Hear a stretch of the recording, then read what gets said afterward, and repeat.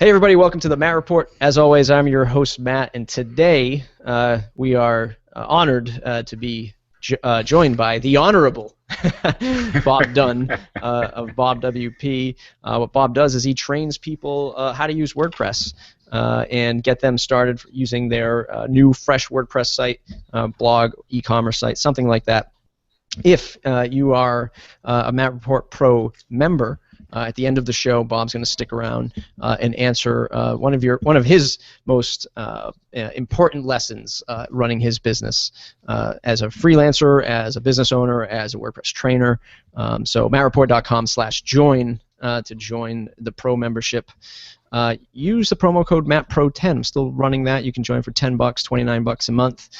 Join the awesome community that's going on. This is the way I keep the show ad-free, except for me running my own ad to support the site. Just over 40 members now, so things are really cranking, and the advice that folks are sharing with each other in the forums is completely awesome. It's awesome to see folks helping each other with their business questions, stuff that you might be afraid to put out on the web or out on Twitter. So do check that out, mattreport.com/join. So enough of that self-promo. Bob, who are you and what do you do? Well, who I am right now is basically I just do WordPress training. I've niched down, and that's all I provide now. I've done a lot in the past 25, 30 years, but that's it. I teach basically users and beginners, so I'm not teaching people how to develop, how to design. I'm teaching the person that basically has a life and another career and just needs to know enough to be dangerous.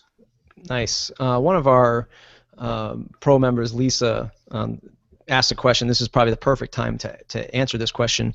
She wants to know, at what stage do you find your most prospective clients engage with your services? Is it when they're just starting out and saying, what is WordPress? How do I get involved with it? Is it when they're frustrated because they've tried to build a site for 6 months and they can't? Or is it when they have a falling out with another developer or designer, or a developer and designer refers them to you? What stage in the game are you picking up your clients? Actually, it's bizarre because it's all of them. It is. It really is. I mean, I get people that come to me that just are dabbling, or they just, hey, I've heard this WordPress thing. And, of course, I hear a lot of horror stories. There's a lot of people that come and they said, I've been given this site. I don't know what to do with it. The person's gone. Basically, I can't even get in here and change this. So what do I do? Right. Or, and it's even beyond that. I mean, people that have had a site for a while and just need to revisit it, or they just haven't kind of kept up on things. So yeah, it's all over the board. It's interesting because I never know where somebody's going to be at when they come to me. So take a step back. We know who you are today, but how did you find WordPress, and when did you say this is going to be a business for me? Oh boy. Kind of in a nutshell, I won't make it too long because you probably don't get a lot of people my demographic, so they don't have quite as many years behind them. But but my freelance career started in the late '80s, early '90s. Graphic design. Then it was called desktop publishing. Mm-hmm. So I got into that, and I got a little bit of work here and there, intermingled it with my career as a bartender, and just got more and more into graphic design. At a point, we were in Southern California. I did some freelance work there, then moved back up to Washington State because we went down to California for a few years, and started building up a graphic design business and added it more to marketing. It was called Cat's Eye Graphic Design at the very beginning. Then it just kind of changed Cat's Eye Graphic Design and Marketing, so on and so forth. Built that up over 20 years. And in 2008, I had been doing websites for a while, primarily print design for years and years and years, because that's what it was. But then I felt I had to do web, got into webs, did HTML, hated it, hated doing any kind of websites. I was using, I think, Adobe Go Live or something like that. And I just, it was like, okay, I knew I had to do it. And I'm one to always change. I mean, it's like whatever works, I got to go with the flow here. 2008, I came across WordPress because my wife was looking at blogging and we were doing some different stuff. I thought, well, this is interesting. And the more I got into it, was like, wow, this is perfect for me because it's easier, and it's perfect for the clients that I work with. And then that just kind of, I brought that in more and more over those years. Got rid of the print design at some point, just said no more print design, was totally doing web design and was doing everything with WordPress. And I think there's 2-3 years ago when the economy was really crappy, when January, I just said, okay, I'm just taking everything, it's just WordPress. That's all I'm going to do. And it was kind of scary because I dumped some print design clients, but went for it anyway. And as I got into that, I found I liked the training more. And that just migrated into it more and more over the years. I started picking up, did a lot of local workshops, a lot of online training, and just found I liked that more. And the design, I think it just was, I'd done design for 20 years, and it was like, this is my new love here. So I just moved that into a full-time thing. Yeah. Is there a particular challenge that you're faced with that you see differently from doing the web design and web consultation to training? What's the biggest difference and what's the biggest challenge when you kind of compare those two? Oh boy, in a sense, web design is a little bit. I mean, there's still so many gray areas, variables in both. You never know what's coming at you. You never know what's going to happen halfway through. But the design is so much more. I liked working with the people more, and I liked seeing the results of them learning rather than me just doing it and handing it over. So I think that is the big thing. Is we're moving along together. We're figuring things out rather than, okay, I've done this design, here it is, go for it and stuff. And I think that's how I kind of moved into the training more, because it was like, okay, here's the design, but now you don't know what the heck to do with it, right? So I think that's a big difference, is that a bit more ongoing and a bit more interaction rather than just do it, feedback, then hand it over. And in that process, in that training process, there's a few training sites out there. None that I think are particularly like you, like with the personable approach and sort of the self. Not self-publishing, but the identity that you have versus like a WP 101, which might be just videos that people download. It's a training process, but it's a little bit colder because it's just watching videos. Yeah. So is there a particular challenge that WordPress educators, trainers like yourself face with this stuff? Yeah, I think it's one is, I mean, in a way the competition is there, but that's everywhere, so that you get over that. I think the thing is finding your own, I know it sounds weird, but your own groove on how you're going to train, the brand you give, and also talking people into basically paying for it.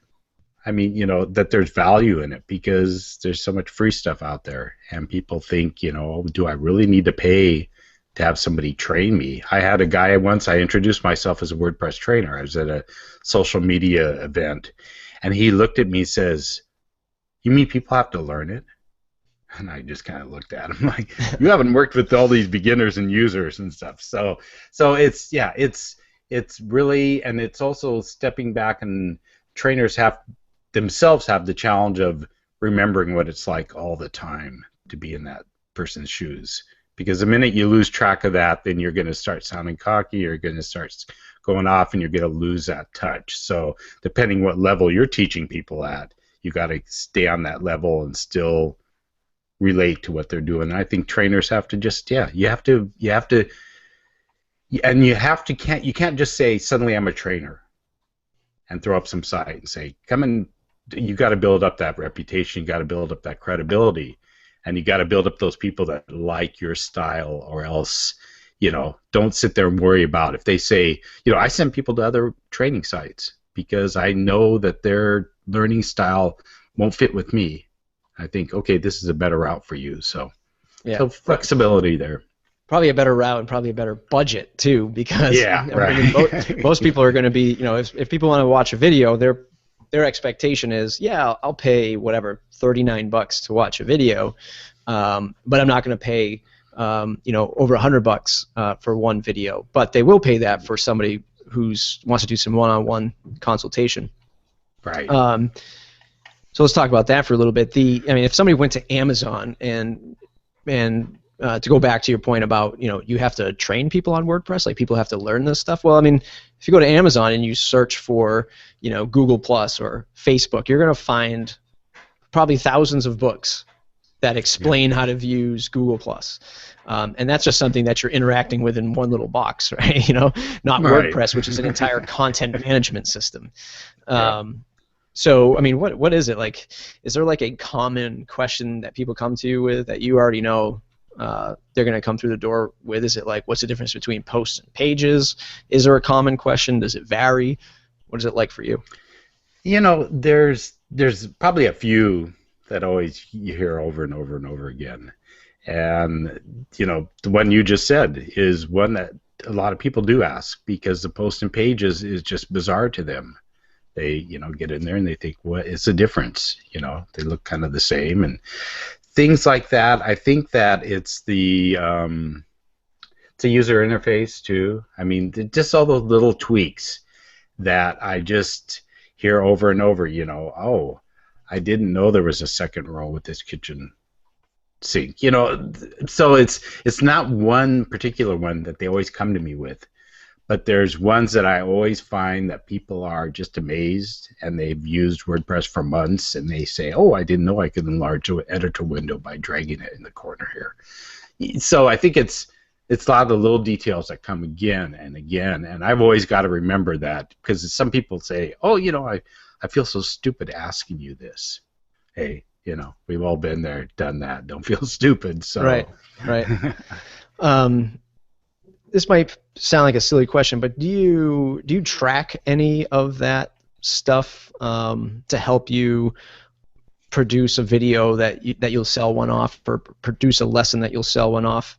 Somebody says, what's the difference between pages and posts? You hear that like 20 times, and you're like, you know what? I should just do a video about this, and that'll alleviate that question. Do you like track that stuff? Oh yeah. I mean, it's everywhere. I'm looking on social media. I'm looking in groups and Facebook. Go on groups there, Google Plus and stuff. And the minute I see a question being asked, I'm thinking, wow, that's good. I have my little Evernote, and that's where I drop in things. So I'm constantly bookmarking stuff. If it's not a question, it's something else that's come out, and I just, oh wow, this plug in and stuff. So yeah, constantly. And that's what's great is I really have never-ending supply of stuff I can do, because Right. I'm always hearing somebody ask something, and I never think it's something that's been beat to death either. It's like, okay, probably a ton of videos out there, but maybe my approach might be a little bit different on it, or the way I teach it. So yeah, I go for it and collect a lot of stuff. One would think that, hey, I'm just throwing this out there, automatic, if you want to, contract Bob for $100,000 a year. One would think that if WordPress wanted to continuously evolve, which they do, obviously, that they would want to work with Bob and folks like Bob a little bit closer, so they can get that user feedback. Like, what is it? Like kitchen sink. That's like a number one question. Like, I didn't even know that was there. No kidding, because even I don't see it. It's not something that's obvious. Why do we still have that? Just expand it all. So I think capturing that data as a trainer, be it as simple as that, could really benefit your business by connecting with even other web design agencies. Right? Yeah. Hell, folks like us would love to know, what's that number one thing that people come to Bob for that he has to answer. So maybe we can solve that through a theme or a plugin or something else. Yeah, exactly. Yeah. So that's amazing stuff. You mentioned that you go through different forums, different groups, probably like on Facebook groups or Google communities, that kind of thing. Is this where you sort of find your new customers as well, besides doing the research? Yeah, I think a lot of it is Facebook, be honest, Facebook, I'm on Facebook. I don't get much from Facebook. I don't know if anybody does anymore, but the Twitter's big. So I do get people, I do get clients, I do get leads, connections through Twitter. Sometimes it's just basically answering a question. Somebody will answer something, and it's like, okay, this is simple, or here's a video that will tell you how to do it. Google Plus, big too, so for me it's probably the social media is 50%, and the other 50% is basically word of mouth, because I've been doing it a while and I get a lot of people referring, so they'll contact me and say, oh, or they'll remember I did a lot of in-person workshops in the Seattle area for about 2 years. I did like over 100 workshops. And I still have people emailing me. I went to one of your workshops 3 years ago, Bob, and I'm just kind of getting back into WordPress. I was wondering, could we talk or something? So it's amazing how they come back after that long. Yeah. So I think we talked a little bit earlier, and you might have mentioned earlier on the show actually about you have an interesting demographic. Like you have maybe the older folks who are coming in and saying, I don't get this web stuff. Please help me. What is it like for you to work with them? Is it frustrating? Is it difficult in any way, or is it easier for you because they're saying, "Hey, Bob, you know what I'm going through. Help me out." Yeah, I think a lot of them come to me because that comfort level, and maybe they've seen me talk or heard me somewhere, and they just feel like, oh, this is somebody I can relate to. I don't think, I never have an issue with them. Some of them will come and ask me up front. They'll say, I'm not sure I can do this. I'm not sure if this will work, or especially since I do primarily everything online. That's where a lot of them will say, I've never done this online thing. How are we going to train here? Can't you come and sit at a coffee shop with me? And they're like, no, that's not going to happen, And sometimes I'll just say, give it a try it for an hour, if it doesn't work. And most times they come back to me later and say, wow, I never thought it would be this good or this easy, or I didn't think this would work.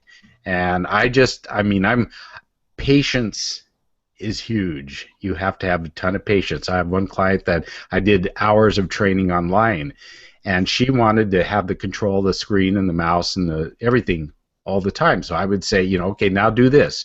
And she'd be moving her mouse, and I'd say, okay, keep going, upright, up a little bit further, over to the left there. Okay, you see that button there now? And it was just, and I do have a lot of patience, so that helps, because if you don't have patience, it's going to drive you nuts, and then just about with anybody at that level. But there's a lot of people that just need that, and you may think, wow, we're wasting time or anything, but that's valuable to them that you're taking the time. So it makes a difference. I kind of picture that scenario with like your legs up on the desk, like drinking a Mai Tai with an umbrella in it, just like watching the screen, like, yeah, just a little bit more to the right. Yeah. What is it like? What kind of setup do you have a process that they're coming through? It's like, okay, set up GoToMeeting, set up shared Google Doc. Like, what does that whole process look like? It's really, I'm pretty, I don't try to make it too, there's some people that come to me that want, you can tell they really need some kind of order to things, and like, I need this first. But for me, I'm pretty casual, so I'll tell people, email me your questions, everything you want to go over. We jump online, and I right away I say, okay, we've got two choices here. You show me, or I show you. Think of what you need to do here. And a lot of times they'll say, well, let me show you. And then it's just start diving in, because a lot of them say, I can't learn unless I'm doing it myself. So I don't do a lot of, there's not a lot of process to it, basically. It's like we get online, and it really depends from person to person. Some people are a little bit more, want to be a little bit more organized. Some people just say, hey, let's just get on here and start. And I say, start hitting those questions. We'll just bam through this. So yeah. One of the questions is coming through from Jason, who's a pro member up in the chat room right now. If you're not a pro member, mattreport.com/join. You get awesome access to our guests just like this.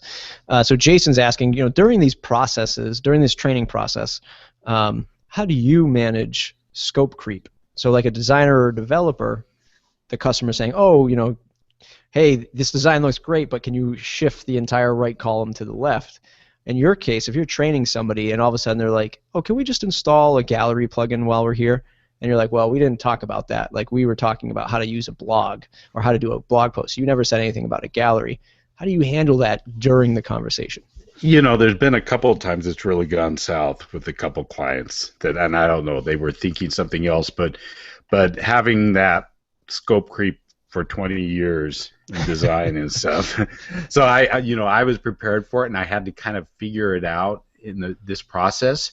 So when I work with somebody for online training, and I say, okay, we're going to be online from 1:30 to 2:30. No matter what they do, that 1:30 to 2:30, unless something really goes wonky, like site goes down or something or whatever, and we have to spend 10 minutes doing something. But most of the time, it's like, this is your hour. And I've had people kind of, and I let them know that, and I think they're aware when they're putting that money down that you've got this hour, make the best of it. And some people are very, yeah, let's do it. And other people are really okay with making it stretch out. And they'll even say, like you said, well, we hadn't planned on this, but could we go through this part? And I said, it's your hour, sure. So I don't have to worry about it on that timing. When I do stuff offline, I basically, I have to keep track of that, and sometimes that can be 5 minutes here, 10 minutes there, and I don't get too nitpicky like an attorney or something where every little detail is going to be down. But and I keep them, if they say, okay, I bought 2-3 hours of time with you, I keep them updated during that process. I do some stuff, I say, okay, now I'm at this point, and they'll sometimes see, whoa, this is taking, or if they think, they come to me and they want me to do something offline for them, and I see it's going to take an hour, I say, you're looking at an hour here, that's a chunk of your time, you really want me to do this? So I just got to be really upfront with them and put it in their face and say, you make the decision. Right, and by offline you mean not like an offline training, but something that you might go back in and fix for them, or... Yeah, because I still do I have some clients that I still do some kind of support for and help with and coaching and stuff. So they may say, go run in and do this, Bob, or can you install this plugin, or I'm having this little issue. Very few clients, handful that I'm doing that with. But I keep them updated. I said, and when their money starts running out, I say, this is how much time you have, and that's their choice of whether they want to get more, or a lot of times they'll just say, okay, well, I'll be back later. Yeah.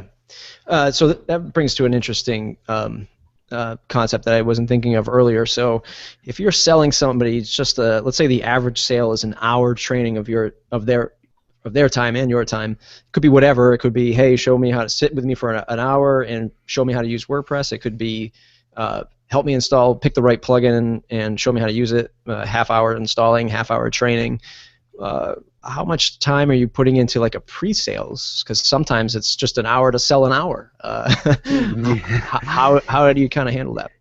I've gotten really good at going. I mean, the pre-sales is typically, for me, it's mostly email, because I on my site I tell people I'm not a phone person, and I won't, unless there's very few people, I'll make the exception, because that's where the creep comes in the worst for me, is when somebody says, can we chat for a minute? It's like, okay, I know what that means. So the email, and I'll know right away if this is worth spending 10 minutes to answer, or if this is like, nope, I'm not the person for you, I hear somebody else that could help you, or whatever. So I've gotten really good at that point of looking at the email and knowing, okay, and I do, sometimes I do give a bit extra, and I get a lot of people that contact me, even though I put it on my site, that basically will send me an email and ask me a WordPress question.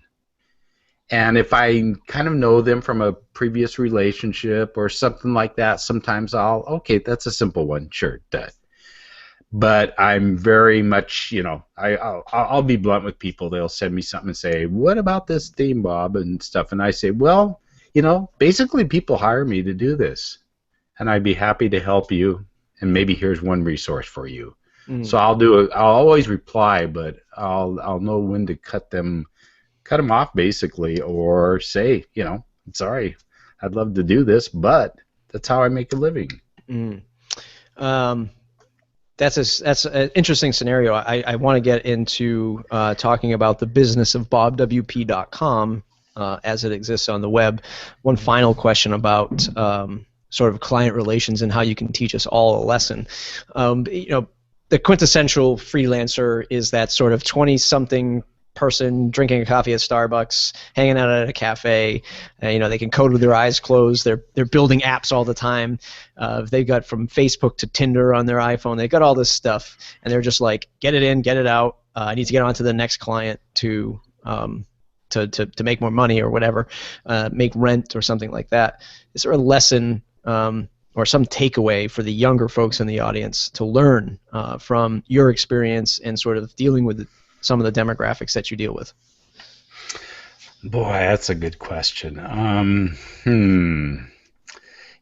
think there's still, I get what, maybe I'll kind of step back and actually tell you how those people that come to me that have dealt with those people, where their frustration is. And one is to make sure you know who you're talking to and kind of stepping back to that level. Don't come across as, and it's not often intentional, but a lot of people in WordPress, people come to me and say, well, this person made me feel like an idiot, even though he wasn't trying to.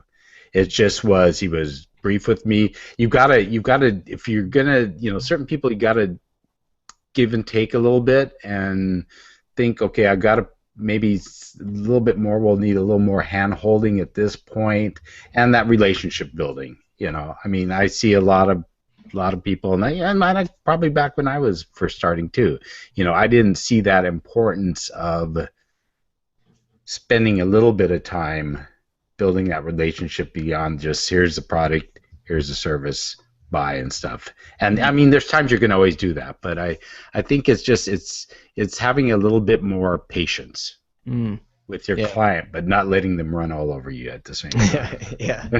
Right, exactly. Yeah, exactly. Don't give it's like give them a foot and don't let them take a mile.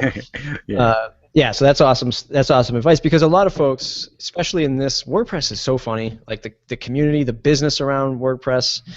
So I always think of, like, imagine Jake Goldman answering this for you, right? So it would be like, hey Jake, how do I make a theme, right? Jake Goldman would come at you with like this massive dump truck of information. You'd be like, what? Like, I don't even understand what you're saying. What are these words? Are they English? I don't know. So it's interesting because in WordPress, when folks are getting word of mouth stuff, it's always like, mention this rock star, mention this, this WordPress ninja, and like these are like highly trained professionals. So it's like asking Martha Stewart to come and, hey, what do you think? What color should I put on my wall? Right? And then Martha Stewart comes in with like this whole design team. Like, well, I don't need Martha Stewart. I just need somebody to answer these questions and somebody to answer them so that I can understand them. So it's an amazing gap from beginner to professional, because it seems like in the middle is where we miss. And even for a guy like me who's running an agency, it's hard to find somebody in the middle who isn't a rock star and doesn't, want $1 million a year to develop WordPress sites, right? Yeah. And then there's the way bottom that's like, they're still struggling with figuring out how to do themes and loops and stuff like that. So there is an interesting gap. Yeah, and I think just to add to that, another thing for them to really think of, especially if they're going into WordPress businesses and doing themes and plugins, is I just had a client recently that was an attorney, and he, very, very bright guy, very easy to talk to, and he told me how many times he goes to any site that has a plugin or a theme and watches their video on how to show, whether it's their sales, pre-sales, whatever, and he said 90% of these things, I don't even know what they're talking about. He says, I'm not a dumb person, but they're just not, they're speaking another language and I don't get it. And so I think it's, it is really being more aware of that audience. If you're doing a plugin and probably, 75% of the people are people that don't really understand it. You got to step back and realize that, and they don't understand all the little WordPress terms and everything. So I thought that was, and I've heard that off and on quite a bit from people.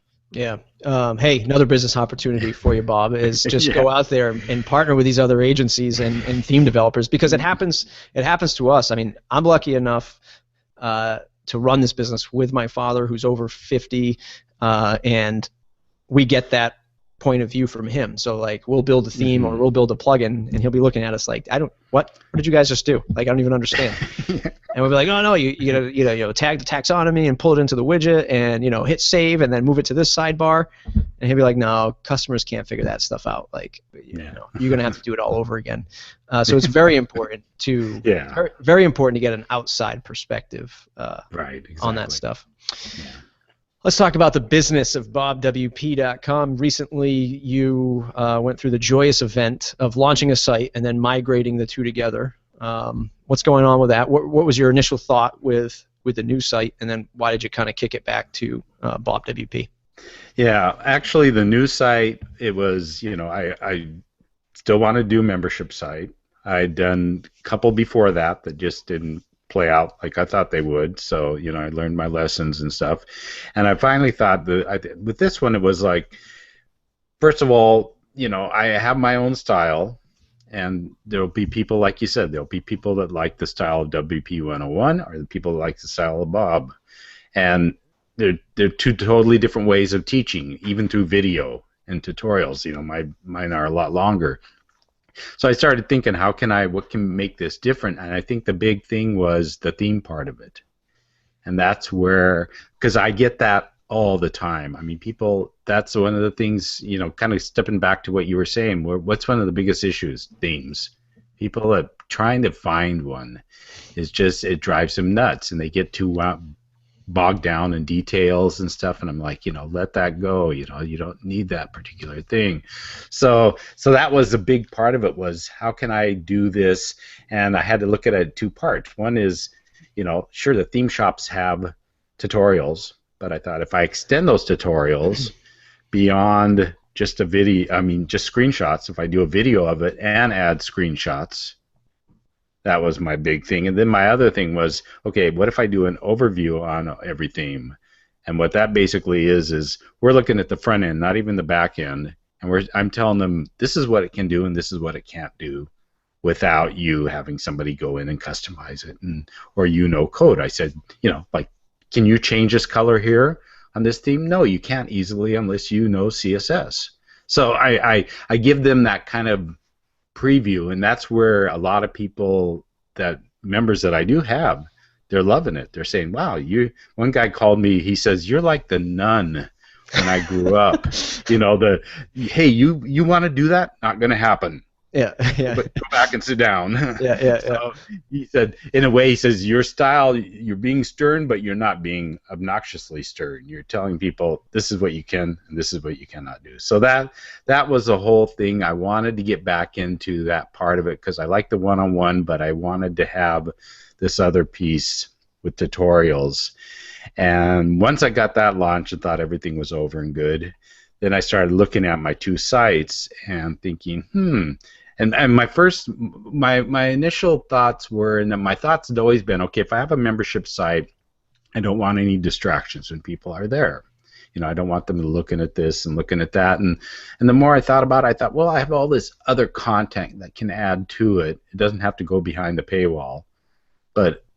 And logistically, it just seemed to make sense. I had built up so much in the search engines with Bob WP that I thought I'm working on this other site and having to kind of start from scratch and try to get people go from one site to the next and, put banners on my Bob WP that says, go over here. And I thought, So I had to think, would it be better to move these two together? And I actually talked to, through the membership site and through that, I talked to some people, asked their opinions. I got some great advice. Some people that were, everybody said, oh, go talk to this person. I listened to their advice and I totally ignored it. So it was, kind of weighing it. And then my wife and I, because we've always had our business together and stuff, and we, just said, I kept telling her, just from the non-technical, what do you think? And the more we thought about it, it just seemed like a no-brainer. So I basically, and I focus on Woo themes and Genesis because that's what I've had the most experience with. I've got to have some kind of focus. People email me now and say, "Oh, are you going to add this theme to your tutorial? Are you going to add?" It's like, good Lord, people, you know how many of these things there are? I'm sitting in the background going, "Come on, Bob, do them all." Yeah, It's an amazing business model. So a couple of questions that come out of that scenario. One of them, or two of them, come from the chat room from Jason and Lisa. One, Lisa recognizes that you have a very calming voice, and we talked about that way back in the day, saying that, hey, you should be doing your own podcast, and this is what makes it great as a video presenter. So I think that like when you're stern with people is a lot different than if I'm stern with people. Even though I'm not. Even though it's in the same sort of vein, like I'm not really being stern with you, like angry at you, but some folks think I'm being angry, whereas you would say it would be like being touched by an angel, but they'd be like, oh, okay, I guess I won't do that, Bob. So I think that's just something that nobody could ever compete with you on. So that's an amazing thing advantage that you have. Jason wants to know at what point, and I want to know too, at what point did you realize, well, I could go on and make an infinite amount of tutorials about all these different things about WordPress, but you know what? Focusing on a product like a Woo Themes or a Genesis, did you just stumble upon that, or was that what you were focusing on in the beginning? I think it probably kind of carried through the whole way because I've always done. I mean, even when I was doing design, I thought, just because back in 2008, I think I started with Woo Themes and Studio Press, and that was even before Genesis and stuff. And I just got comfortable, familiar with them. I knew they would work for a certain sector of people because of what they could do. I mean, they still are two very different frameworks and stuff, so it depends on the person. So since that experience came through all the way, and what I kept doing, and even when I do in design and coaching, and when I do training, a lot of times I tell people, I mean, I'll look at their theme. If they're using another theme, we'll figure it out. But if they say, Bob, what's your recommendations? I say, this is, kind of what I use and what I've always used. And so that seemed like a no-brainer to pull those two in. And I actually approached Woo Themes and Studio Press before I launched the site. And I said, here's what I want to do. Do you guys have any, I mean, in a way I was kind of duplicating. I thought first, are they going to think I'm doing these tutorials, and people basically could have the theme having not bought it and get tutorial training. But that was not, an issue with either one. Talked with Brian Gardner at Studio Press. I sent him an email and said, Brian, this is what I'm laying out. He says, sounds great. He says, go for it. And Woo Themes, of course, I was a lot more involved because my new site was going to be on Woo Themes. So I had I had Bob WP on Genesis, and that's why I said, okay, I'm going to put WP Tutorials, my site, there on Woo, because these are the two frameworks I'm using, and I want to use WooCommerce. And I basically just approached Woo Themes and said, this is what I need my site to do. Can I make it happen with Woo?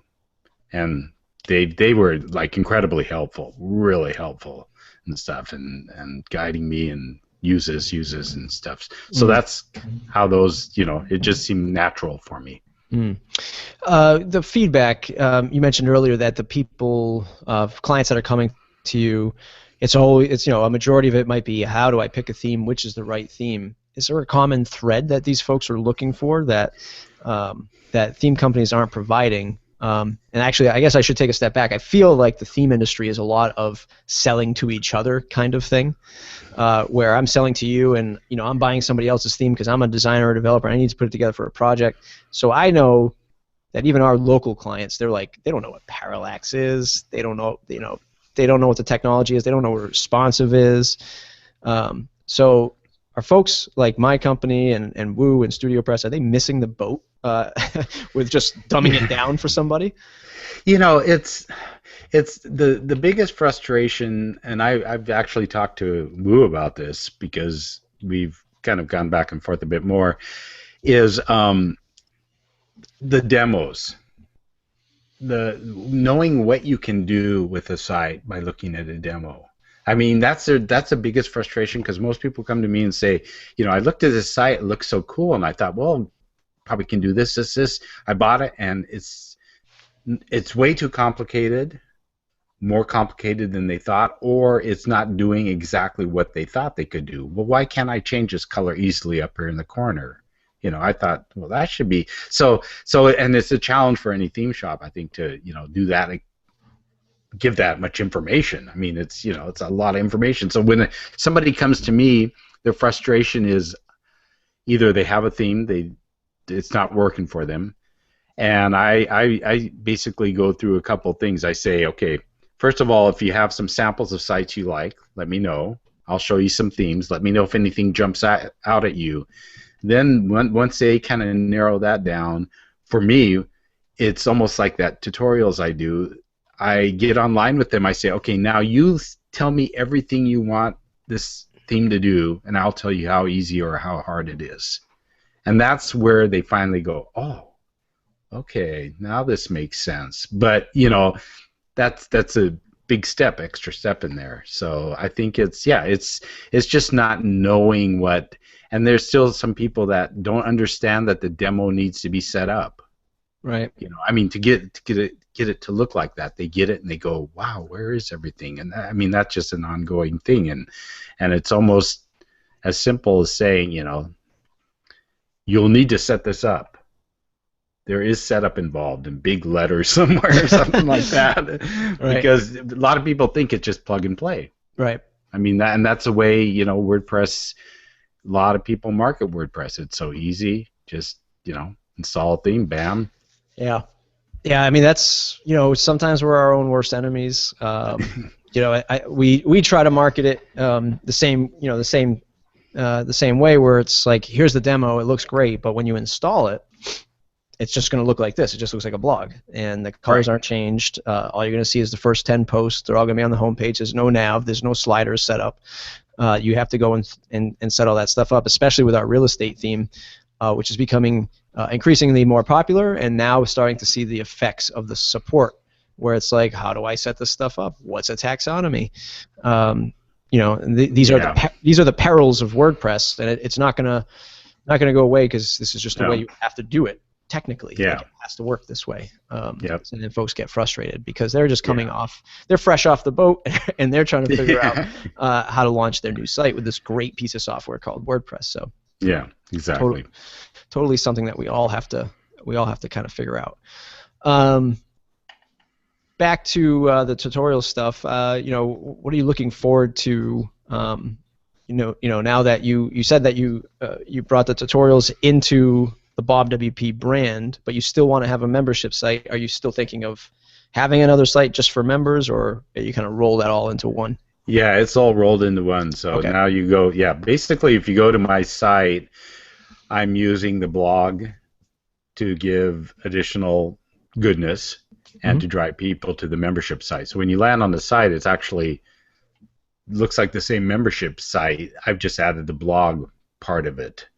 So it's I think it's and I had to actually put off Woo doing any tutorials on that, because kind of when they announced in the first quarter we're going to be updating the framework and doing some major changes, and I said, so is that the UI is going to look a bit different? And they're kind of like, well, I said, so I'm going to have to redo all my videos. So I said, I think I'll wait till that comes out, so that as soon as that comes out, or I get a beta or something, I can start pushing that stuff out. But yeah, it's just it's all rolled into one now, and it's I mean, the membership is the most prominent at joining the membership, because that's really, I still offer one-on-one on there, but I've really cut that down as far as just offering an hour or two if people want to use it, and then they can always choose to do more. But I'm not doing these ongoing hours and hours and hours with clients, or at least not pushing it so much. Kind of want to do the actual membership site more. Nice. Is that the biggest challenge for you right now? Is getting more clients or more customers into the membership? Or differentiating the products? Yeah. I don't think I'm not too concerned about the products because how I drive most people to my site, whether it was Bob WP or whatever, is through social media. So they're ending up on a post. Typically, probably that's the majority. I mean, some people will, of course, just come across the site and stuff, but I have a lot of stuff that comes up in Google. So it is a challenge because I know I've been through this. I've been in business for years, so I know you don't build a membership site and suddenly people just start swarming and knocking at your door. So there's marketing, and it's just it's always a challenge. Where were you when Where were you when I Yeah. announced my membership site? I know where you were. You were laughing with your drink, with your legs up on the desk, with the umbrella, and going, "Nice try, buddy. Have fun." And I think the challenge is, and I read something really interesting from Sean with WP 101. He did a post a while back on when he first launched and some of the things he wished he would have done. And I think the one advantage I have is I didn't just launch this membership site and say, hey, come and learn WordPress. I built up the so-called community. I build up a reputation. I mean, people know this is no surprise to them, and there's a lot of people aren't coming to me and saying, oh, Bob, what do you mean now I have to pay for this stuff? They know that it's a certain piece of me that now they have to pay for, but I try to keep it, fairly affordable for them. And yeah, it's always a challenge launching any new thing. It's you get kind of freaked out and you looking at your emails and wondering when that next PayPal will come in. Right. So let me ask you this question. Back to the whole WordPress community is a funny place. What's your take on competition? We all love each other, but at the end of the day, when you start getting down to a hyper-focused product like training and education like you, what are your thoughts? I mean, you said you hand off some clients to WP 101 and stuff like that, but at the end of the day, you still need to eat. What's your takeaway when people are like, oh, no, we all love each other, we shouldn't compete? Yeah, no, I've always been one to work with people. I mean, colleagues, you support each other and stuff. But yeah, it's in a perfect world, it's sometimes I just laugh at some of these. I mean, it's not WordPress community, but it's just communities in perp. And some people, oh, we're all kumbaya, we're standing around singing it or something. But yeah, in the end, it's like I talk to these people. If it's appropriate, I send them. But you do have to. Yeah, you have to compete. You have to say, okay, I have a product. Sometimes you have to say, I'm better. And sometimes you have to, when you talk, I've talked to people online and they've come to me about other tutorial sites and complained about them for one reason or another because it didn't work for them. And I don't sit there and say, well, yeah, that makes sense, or they suck, but I understand that there's, like I said, we all have our different style, but we're still all competing. So yeah, I maybe don't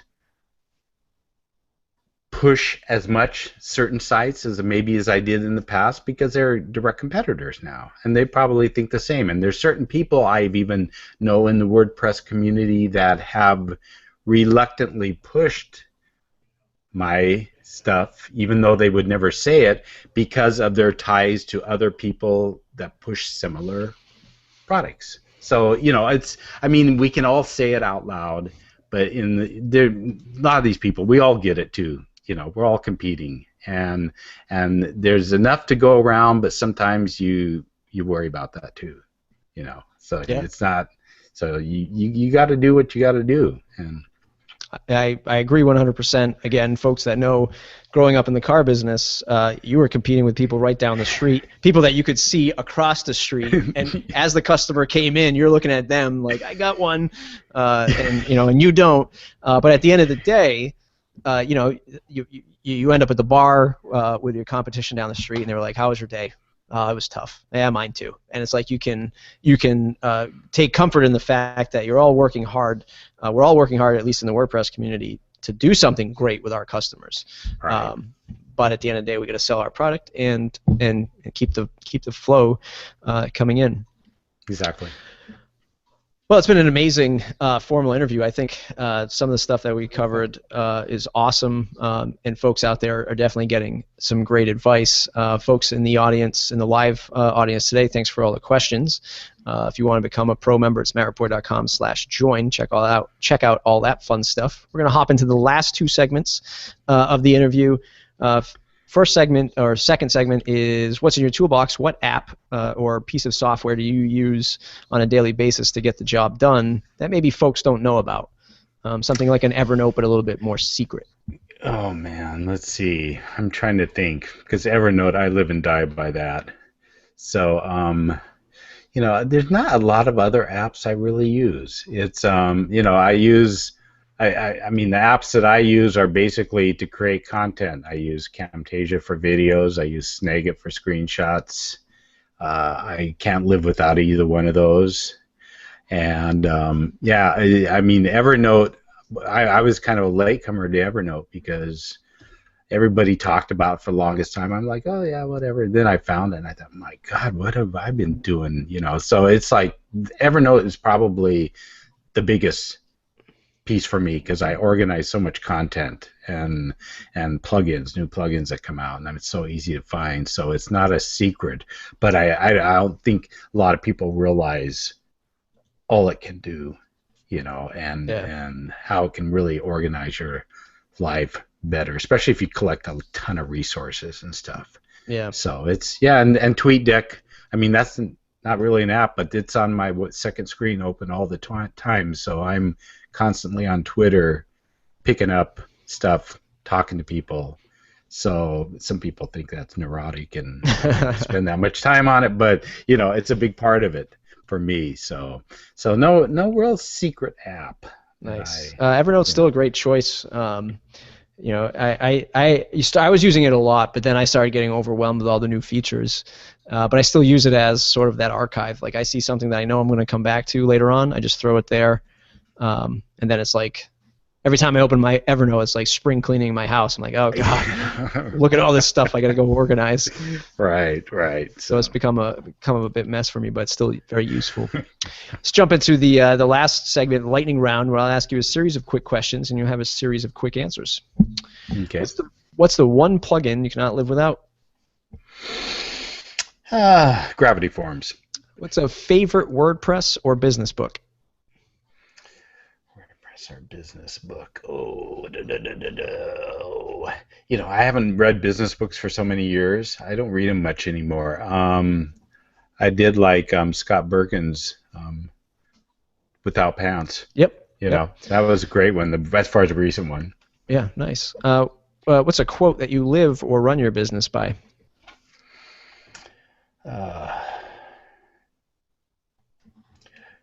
Be open-minded and always be up to change. Awesome. What is the best career advice somebody's ever given you? Get out of bartending. Was it that bad? I guess no, it wasn't that bad. I did it for about 10, 15 years. So this business advice. I think it kind of goes back to that same thing of always being willing to change and listen to people. Yeah. Don't get too one-sided. I agree. What's the longest a client project has ever taken you, or in your case, a training process? Well, I've had clients on retainers for up to 2-3 years ongoing. Nice. So that's some of them that just stick around, Nice. and keep coming back, but. That's pretty good. Probably in my old, I had clients that I did print design for years too. So it maybe not one project, but probably project maybe 8-10 months at the most.